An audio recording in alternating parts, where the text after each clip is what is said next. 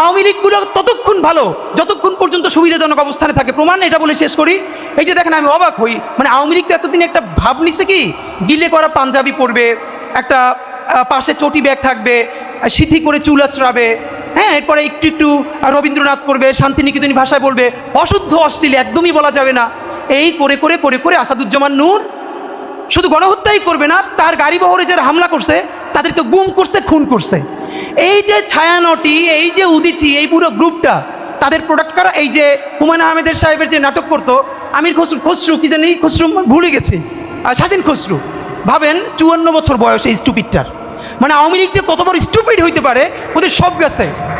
মানে ওরা এই দুনিয়ার সমস্ত নারী অধিকারের তো টিন্ডা নিয়ে আসছে, নারী অধিকার নিয়ে কথা বলবে, ওরা সংস্কৃতি কর্মী। এই যে একজন মহিলা উপদেষ্টা, তার ছবিটা পিছনে রাইখা যেই ভাষায় যা বলতেছে, এইটা তো ছাপরি বললেও হয় না, এটা দুনিয়া কোথাও নাই, এটা কোনো ক্লাসই নাই। মূলত আওয়ামী লীগ এই ক্লাসেই বিলং করে। তো আওয়ামী লীগ যে এই ক্লাসে বিলং করে, এইটা যাতে ধরা না পড়ে, এই জন্য তারা এইরকম গিলে করা পাঞ্জাবি, অনেক বুদ্ধিজীবী তাত্ত্বিক, এই যে তাদেরকে দিয়ে দিয়ে দিয়ে দিয়ে প্রচুর ভেগ কথাবার্তা বলাই। তো আপনি অর্ধেক বুঝবেন অর্ধেক বুঝবেন না, আলো আধারি ভাষা, চর্যাপদের মতো, মানে বিরাট একটা তাত্ত্বিক ব্যাপার। এই বলে বলে তারা বাঙালি জাতীয়তাবাদের নামে বাংলাদেশকে টুঙ্গিপাড়ার কলোনি বানাইছিল। আমাদেরকে এখন যেটা করতে হবে, সেই কলকাতা এবং টুঙ্গিপাড়ার কলোনিয়ালিজম ভেঙে ঢাকার বাংলাদেশ গড়ে তুলতে হবে। আর বাংলা মানে আর এখন আর কলকাতা না, বাংলা মানেই বাংলাদেশ। এই স্বাধীন পরিচয়ের জন্য আমাদের দীর্ঘ প্রস্তুতি নিতে হবে, মনস্তাত্ত্বিক লড়াই, সাংস্কৃতিক লড়াইয়ের জন্য। প্রত্যেকটা অপরাধের সাথে যারা জড়িত থাকার পরেও এখন পর্যন্ত যাদের বিরুদ্ধে কোনো প্রশাসনিক ব্যবস্থা নেওয়া হয় নাই, এবং তারা একদম বহাল তবিয়তে শুধু ঘুরেই বেড়াচ্ছে না, তারা বরং একটা প্রতি বিপ্লব করবে, এই করবে সেই করবে, এগুলো বসে বসে প্ল্যান করছে। তো প্রত্যেকটা ক্যাম্পাসে তাদেরকে গণপ্রতিরোধ গড়ে তোলা দরকার। তাদের এই ছবিগুলো ঢাকা বিশ্ববিদ্যালয় থেকে শুরু করে প্রত্যেকটা ক্যাম্পাসে। হ্যাঁ, তবে এখানে সতর্কতার ব্যাপার হলো যে এখানে যাতে আবার অন্য কোনো ছবি কারো চলে না আসে যে আসলে এটার সাথে সংযুক্ত না, এইটাও আমাদের খুব সতর্কতার সাথে আগানো দরকার। দেখেন মানে হচ্ছে কি, এবং আমি এটা আজকে দেখলাম, আপনাদের ফাঁকে বলে রাখা দরকার যে 2-3 দিন আগে আমাকে একজন একটা ভিডিও পাঠালো, পিনাকি ভট্টাচার্যের কথা শুনবেন, আরও 3-4 জনের নাম বললো, তারপর শেষে বললো যে ওসমান হাদির কথা শুনবেন। এরপর আমার 2-4 জনে বললো যে এটা নিয়ে রিয়েকশন দেওয়া দরকার। তো আমরা রিয়েকশন এই জন্য দিই নাই যে দুনিয়ার যে যেখানে বসে যে কোনো একটা কথা বলবে, এবং একটা রিয়েকশন মানে তো হলো আমার গায়ে মাখা। ফ্যাক্ট হলো ইভেন তো আমরা এটা বলেও দিয়েছি যে আমাদের সাথে যদি কারো ছবিও থাকে, এখন তো রাস্তাঘাটে কত মানুষ একটা ছবি তুলতে চায়, যদি না বলি তাহলে এটা এক ধরনের মনে কষ্ট পায়, কিন্তু দেখতে হবে সে আমাদের সংগঠনের বা আমাদের নিজেদের কোনো লোক কিনা। তো এবং আমরা সন্দেহ করেছি যে এটা যে কেউ না কেউ, এটা মানে এত সহজে আমরা ভাবি না। আমরা প্রত্যাশা করছিলাম যে কি হচ্ছে এটা দেখার জন্য, যে এত ভালোবাসে, দুনিয়ায় কোনো খোঁজ নাই খবর নাই, আমাদের কথা জাতির শুনতে বলে। ঠিকই আজকে দেখি যে শাহেদ আলম একটা ভিডিও বানিয়েছে, যেই উগ্রপন্থী কারা যারা পিনাকি এবং হাদির কথা শুনতে বলে। মানে আপনার কানেকশনটা বুঝতে পারতেছেন?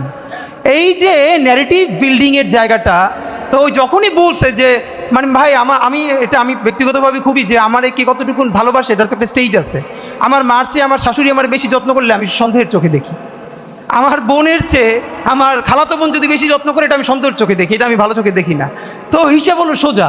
তো আপনি আমার এত ভালোবাসেন যার জুনিয়ে দেখি না। আমাদের ইদানিং যাদের সাথে দেখা সাক্ষাৎ হয় সবাই বলি কি, বলে ভাই খুব দোয়া করি। আমি বলি ভাই দোয়া করার অনেক লোক আল্লাহ চাইলে আছে, ওটা এমনিও করবে, আমাদের পয়সা লাগবে, পয়সা দেন। বলে ভাই খুব ভালোবাসেন, বলে আপনি ভালোবাসলে আমার কি। আমি আমাদের ছোটো ভাইটি ফান করে বলি যে শোনো, এই যে এত ভাইয়েরা কমেন্ট করে আপনারা অনেক ভালোবাসে, এগুলো ছেলেরা বললে তো ভালো লাগে না, কোনো একটা মেয়ে বললেও ভিন্ন কথা। তো কথা খুবই রাফ। ব্যাপার হলো আপনি আমারে ভালোবাসলে প্রথমত দোয়া করবেন আমাদের জন্য, দ্বিতীয়ত হলো আমরা যে বৃহত্তর লড়াই করতেছি এইটা চালাইতে পয়সাপাতি দরকার। স্বচ্ছতার সাথে আপনি সেই কাজটা কীভাবে আগায় সেইটা করবেন, এর বাইরে আর কোনো কথা নাই। বুটেক্সের ক্ষেত্রে আমাদের আমি ভাবি নাই যে আসলে এখন পর্যন্ত বুটেক্সের অত বড় করে ক্যাম্পাসও হয় নাই, এর মধ্যেও যে এতগুলো নিপীড়ন চলেছে। আমি আজকে খুব মনে পড়ছে বুটেক্সের পাশেই তো টেকনিক্যাল, যেটা এখানের ঢাকা পলিটেকনিক্যাল, যেটা ছাত্রলীগের নির্যাতনের নির্মম শিকার হয়ে একটা ছেলে আমার বাসায়, মানে আমি যখন সাইফুডসে পড়াতাম, ও আমার একসময় স্টুডেন্ট ছিল, ওর জাস্ট উঠে দাঁড়ানোর মতো কোনো অবস্থা ছিল না, এবং এত হতদরিদ্র ছিল, এবং ওর অপরাধ ছিল ও শিবির করতো। তখন ও শিবির করতো, এইটা সামহাউ ওরা মানে ওর কাছ থেকে বের করেছে। তো ওর সাথে আমার পরিচয়, আমি সাইফুডসে যখন পড়াতাম আমার স্টুডেন্ট ছিল। বাড়ি যাওয়ার মতো কোনো মানে এত দরিদ্র, বাড়ি যাওয়ার মতো কোনো অবস্থা ছিল না। পরে আমাকে অনেকবার ফোন দিচ্ছে, আমি মানে ক্লাসের মধ্যে রিসিভ করে বললাম, বলে স্যার আমাকে একটু জাস্ট ডাকতে পারবেন কিনা আপনি আপনার বাসায়। এরপরে আমার বাসায় এসে 5-7 দিন থাকলো। এবং তখন যে আসলে মানুষের হয় কি, যখন ভালো সময় আসে তখন তো বন্ধুর অভাব নাই। যারে একদিন রাখলে না, শুধু যারে 10টা টাকা দিলে সেটাও ইস্যু হতে পারে যে এরে তুমি টাকা দিছো 10 টাকা কিছু একটা খাইতে, তখন তো আসলে বোঝা যায় যে কে বন্ধু কে শত্রু। নিজের অতি কাছের রক্তের সম্পর্কের মানুষ কেউ আশ্রয় দিতে চায় না। তো আপনাদের প্রতি বিনীত অনুরোধ, এই যে জুলাইয়ের 1 বছর গেল, আমরা লিটারারি কিচ্ছু করতে পারি নাই। দেখেন, শহীদদের কেন্দ্রীয় ডাটাবেস তৈরি হয় নাই। প্রবাসীরা এখনও প্রচুর ফোন দিয়ে বলে যে অনেকেই চান একটা শহীদ পরিবারকে কন্ট্রিবিউট করবে। আমাদের উচিত ছিল ডেটাবেসে ঢুকেই যত শহীদ আছে সেই শহীদ পরিবারের এখন কি অবস্থা, কোন পরিবারকে কতটুকু পুনর্বাসন করা হয়েছে, সারা পৃথিবী যেন মানুষ দেখতে পায়। ওইটা দেখেই যেন কেউ সুযোগ হেল্প করার সুযোগটা পায় না। আমরা সেটা করতে পারি না। জাতিসংঘ বলেছে 1400-র বেশি শহীদ। আমাদের জুলাইয়ের ঘোষণাপত্রে আমাদের প্রধান উপদেষ্টা বললেন প্রায় 1000। আমার কথা হলো সংখ্যা ইম্পর্টেন্ট না, কিন্তু এই যে কন্ট্রাডিকশন হচ্ছে, এই কন্ট্রাডিকশনে তো কয়েকদিন পরে 30 লাখ আর 2000-এর মতো একটা অবস্থা তৈরি করা হবে। আমাদের জুলাই নিয়ে তো আমরা এটা হইতে দিব না। ফাঁকে বলে রাখি, সংখ্যাটা আমাদের কাছে কোনো গুরুত্বপূর্ণ ব্যাপারই না। মহান মুক্তিযুদ্ধে যদি 100 মানুষের শহীদ হইতো, কিন্তু এটা মুক্তিযুদ্ধই, কারণ এইটা দিয়ে আমরা একটা স্বাধীন জমিন পাইছি। এই জুলাইয়ে কি হয়েছে, কতজন মানুষ মারা গেছে, তার থেকে ইম্পর্টেন্ট হইলো এই জুলাই আমাদেরকে নতুন আজাদি আইনা দিচ্ছে, আমাদেরকে কথা বলার সুযোগ করে দিচ্ছে। সুতরাং আমি যেটা বলতে চাই, মহান মুক্তিযুদ্ধের ক্ষেত্রে সরকার এটা চাইলে করতে পারে। প্রত্যেকটা রাজনৈতিক সরকার এসে প্রতি বছর মুক্তিযোদ্ধা বাড়াইছে। হাসিনা আইসা 5 বছর যার বয়স মুক্তিযুদ্ধের সময়, তারাও বানাইছে। যে ইংল্যান্ডে ছিল, আমেরিকায় ছিল, আর দিল্লিতে হোটেলে ঘুরছে, তারপরে দেশে ঢুকছে, তারাও সবাই এসে মুক্তিযোদ্ধা হয়েছে। সেইটা যদি হয় তাহলে 7.5 কোটি মানুষ যারা বাংলাদেশে বসে কষ্ট করছে, তারা তো সবাই মুক্তিযোদ্ধা। অথচ মুক্তিযোদ্ধা তো তারাই যারা সরাসরি অস্ত্র হাতে জীবন দিছে, যুদ্ধ করছে। তো সেটা কত লক্ষ। তা আমরা একটা এখনও দেখেন 200 বছর 300 বছর হয়ে যায় নাই, 55 বছরের মতো হয়েছে।